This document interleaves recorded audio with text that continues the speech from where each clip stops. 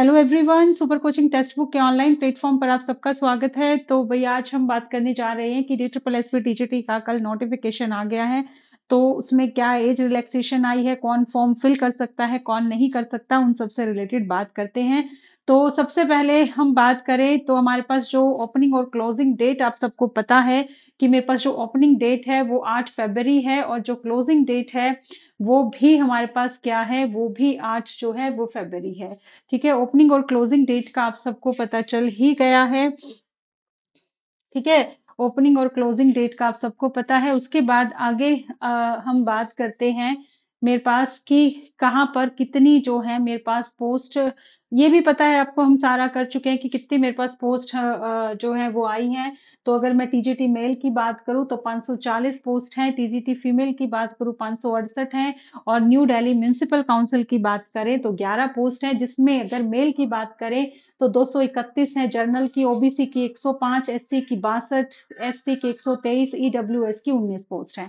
तो टोटल हो गई 540। ऐसे टीजीटी फीमेल की 192 आपकी जनरल की है, 70 आपकी जो है ओबीसी की, 110 एसटी की, 179 जो है एसटी की, और 100 सॉरी 10 जो है ईडब्ल्यूएस की, और 568 जो है 568 पोस्ट जो है वो टोटल है किसकी, फीमेल की। और टीजीटी जो मैथमेटिक्स की जो न्यू दिल्ली म्युनिसिपल काउंसिल की आई है, ये जो है वो कितनी है, 3 4 2 1 1, मतलब ईडब्ल्यूएस की भी एक है, एसटी की भी एक है, एससी की 2 हैं, ओबीसी की 4 हैं और 3 हैं। अब भाई यहाँ कौन फॉर्म फिल कर सकता है, यहाँ लिखा हुआ है कि मेल, यहाँ लिखा हुआ है फीमेल, लेकिन यहाँ कुछ भी नहीं लिखा। तो यहाँ मेल भी फिल कर सकते हैं और फीमेल भी फॉर्म फिल कर सकते हैं, कि जो मेल मेल कैंडिडेट ये फॉर्म फिल कर रहे हैं वो ये भी कर सकते हैं, जो ये कर रहे हैं वो ये भी कर सकते हैं। लेकिन ये यहाँ सिर्फ मेल करेंगे, यहाँ सिर्फ फीमेल, यहाँ पर दोनों ही जो हैं वो फॉर्म फिल कर सकते हैं। ठीक है, उसके बाद जो टोटल पोस्ट है तुम्हारी वो तुम सबको पता है कि टोटल, ये तो बाकी सब सब्जेक्ट की पोस्ट है। तो जो टोटल पोस्ट है वो तुम्हें पता है 5118 जो है वो तुम्हारे पास पोस्ट आई है टोटल।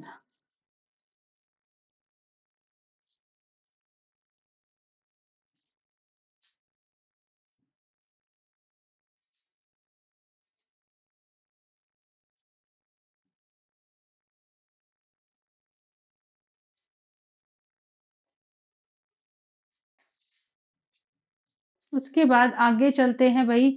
नेक्स्ट हमारा जो है online application will be accepted.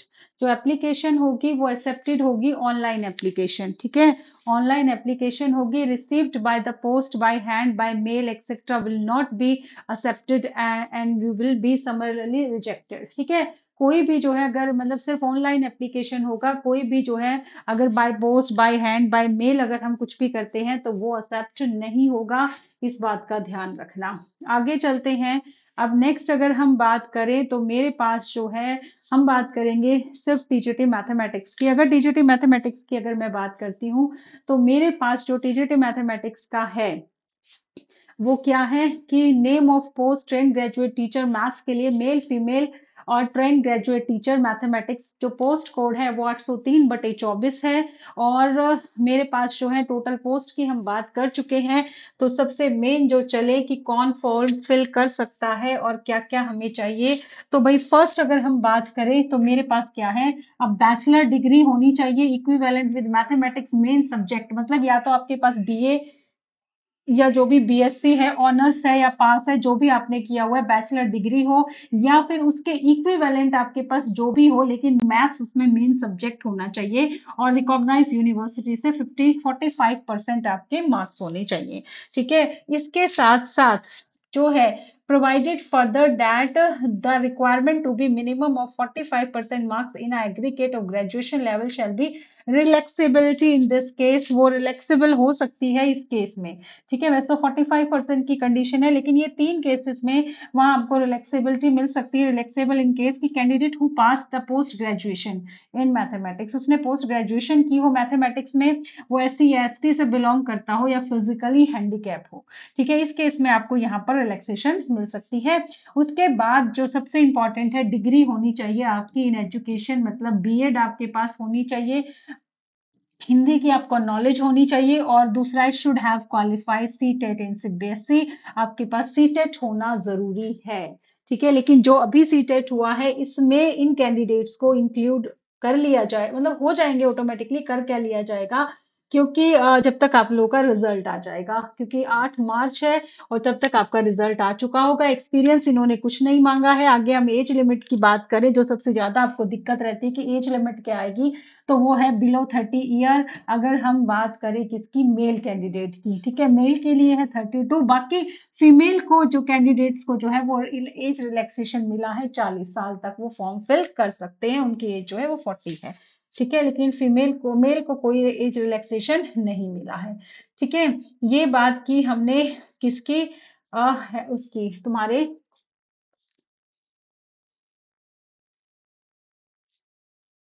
उसके बाद ऐसे ही फीमेल की अगर हम बात करें तो सेम फीमेल में है 45% मार्क्स होने चाहिए, मतलब यहाँ सेम है, इनमें कुछ अलग नहीं है कि ये तुम्हारे पास क्वालिफिकेशन होनी चाहिए। उसके बाद जो है मिनिमम कहाँ, ये सेम है, चाहे आप फीमेल का फिल करो चाहे आप जो है वो मेल का फिल करो। ठीक है, ये दोनों चीजें सेम है। आगे चले तो और क्या है जो आपको, ये तो बाकी सब सब्जेक्ट का है, बाकी सब में तो वही चीजें लिखी हुई हैं। और क्या क्या हो सकता है आपके लिए, और देख लेते हैं।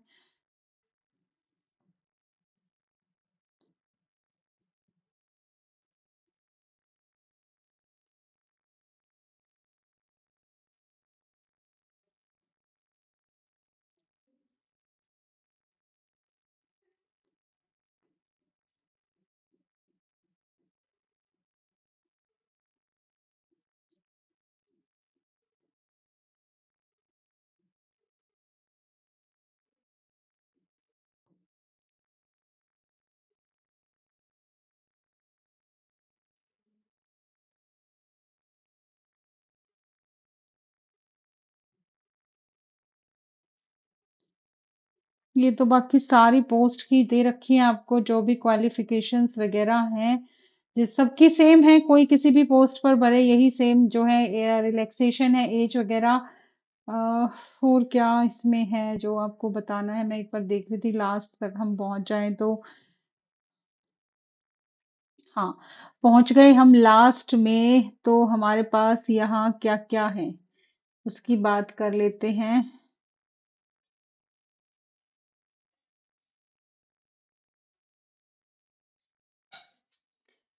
इसमें आपके पास है, candidate should have study to subject concern mention are are list to, ये तो वही है। एलिजिबिलिटी क्राइटेरिया अगर मैं बात करूं तो यहाँ पहुंचते हैं कि वो candidate must be citizen of India, वो इंडिया का सिटीजन होना चाहिए। ठीक है, उसके बाद the candidate must be eligible, the term age educational qualification experience as per recruitment routes rules notify the user department post of she he she instant to apply. ठीक है, उसके उसको जो है, जो कैंडिडेट जो है वो जो भी चीज मांगी हुई है, एज है या फिर एजुकेशनल क्वालिफिकेशन है या एक्सपीरियंस है, जो भी रिक्रूटमेंट में जिसके जिस अकॉर्डिंग मांगा हुआ है वही इसको अप्लाई करे या कर सकता है। Educational qualification, age, experience etcetera जो है वो कंसीडर किए जाएंगे 8/3/2024। ठीक है, इस दिन तक जो भी आपके पास चीजें इन्होंने मांगी हुई हैं वो कंप्लीट होनी चाहिए। ठीक है, इस दिन से ही कंसीडर किए जाएंगे। और हाउ टू अप्लाई, आपको ऑनलाइन फॉर्म अप्लाई करने हैं, ये डीएसएसपी का पोर्टल है, यहाँ पर जाकर आपको फॉर्म जो है वो ऑनलाइन कर लेंगे। Eligible candidate to apply the online form website this from 8/2/2024 से 8/3/2024 तक जो है ये फॉर्म जो है इस वेबसाइट पर जाकर जो है आप फिल कर सकते हैं। ठीक है, उसके बाद application fee and mode of payment 100 rupees है आपका। ठीक है, 100 रुपीज है आपकी एप्लीकेशन फीस, जो है आपको जो पे करना है वो कितने रुपीज है, 100 rupees. Women candidate as candidate belong to scheduled caste या शेड्यूल्ड PWBD या एक्स सर्विसमैन कैटेगरी तो extreme form paying in the fee. ठीक है, एक्स सर्विसमैन के लिए सब कुछ है, 100 रुपीज आपको फिल करना है। उसके बाद हम बात करते हैं जो मेन हमारा पेपर है। पेपर में क्या आएगा, examination, DSSP will conduct one tyre examination है ये।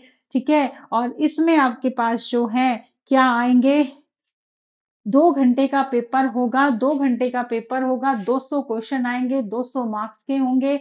ठीक है, ग्रैंड टोटल 200 होगा। सेक्शन 1 में तुम्हारे पास क्या होगा, MCQ 1 marks each, existing examination scheme तुम्हारे पास जनरल अवेयरनेस आएगी 20 नंबर की, जनरल इंटेलिजेंस रीजनिंग 20 नंबर की, अर्थमेटिक न्यूमेरिकल रीजनिंग 20 नंबर की, हिंदी 20 की, इंग्लिश 20 की। तो ये तुम्हारा टोटल सेक्शन ए जो है वो 100 मार्क्स का हो गया। ठीक है, ये पोस्ट कोड किसके लिए है? 803 से लेके 811 तक है ये। ठीक है, मैथ्स का भी इसमें इंक्लूड है। 803 जो था वो मैथ्स की पोस्ट थी। उसके बाद सेक्शन बी के अंदर क्या आएगा? सेक्शन बी के अंदर MCQ 1 marks from the subject concern question आएंगे। 100 क्वेश्चन आएंगे सेक्शन बी में जो सब्जेक्ट कंसर्न होंगे। जैसे आप मैथमेटिक्स के स्टूडेंट हो तो मैथमेटिक्स के क्वेश्चंस आएंगे इसमें 100, जिसमें से 90 क्वेश्चन तो आपके जो है सब्जेक्ट के जो भी मैथ्स है, मैथ्स के क्वेश्चन होंगे। 10 नंबर की मैथ्स की ही आपके पास क्या आएगी? का टीचिंग एप्टीट्यूड आएगा। ठीक है, question of examination will bilingual होगा, हिंदी और English, except for the language paper which will be language concern only. Paper आपको उसी लैंग्वेज में मिलेगा जिस लैंग्वेज हो। मान लो आपने फॉर्म फिल करते वक्त वहां इंग्लिश लैंग्वेज सेलेक्ट किया तो पेपर आपको इंग्लिश में ही मिलेगा, हिंदी सेलेक्ट किया तो इंग्लिश में हिंदी में ही मिलेगा। बट वहां पर ना ऊपर हर क्वेश्चन के ऊपर ना ऑप्शन होता है। आपको मान लो कोई क्वेश्चन ऐसा लगता है कि मुझे ये हिंदी में, वैसे आपको है कि मुझे मैं पेपर इंग्लिश में ही करना चाहती हूँ, बट फिर भी कोई ऐसा क्वेश्चन है चाहे वो जर्नल पार्ट का हो चाहे वो सब्जेक्ट का हो कि आपको इंग्लिश में नहीं समझ में आ रहा, तो आप ऊपर क्लिक करोगे तो आपको वो क्वेश्चन हिंदी में भी आपके सामने जो है वो आ जाएगा। ठीक है, उसके बाद आगे है, ये तो वही है कि मिनिमम क्वालिफिकेशन आपके पास होनी चाहिए। जो भी है एक ही मोड में पेपर होगा।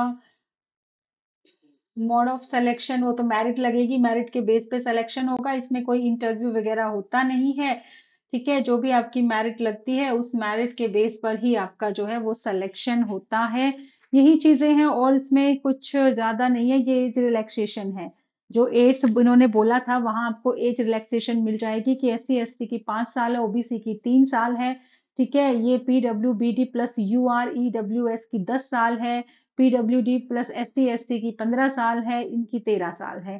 ठीक है, और ये जो है जो डिपार्टमेंटल कैंडिडेट्स हैं to regular government service with at least 3 year से, जो कॉन्ट्रेक्चुअल बेस जो भी डिपार्टमेंटल कैंडिडेट्स हैं जो रेगुलर गवर्नमेंट सर्विस कर रहे हैं 3 ईयर से कॉन्टिन्यूसली, ठीक है, उनके लिए है हमारे पास कि up to 5 years in a group B post, group B के लिए उनको 5 साल का जो है वो एक्सपीरियंस है। ठीक है, उसके बाद ex service man period of military service plus 3 years, जितने साल उन्होंने मिलिट्री में सर्विस की है प्लस उसमें 3 ईयर्स और ऐड कर देंगे। Maximum up to the age of 55 years तक वो जो है उनका एज रिलैक्सेशन है। ठीक है, ये तो हुई एज रिलैक्सेशन की बात। और क्या इंपॉर्टेंट इंस्ट्रक्शंस ऑफ कैंडिडेट?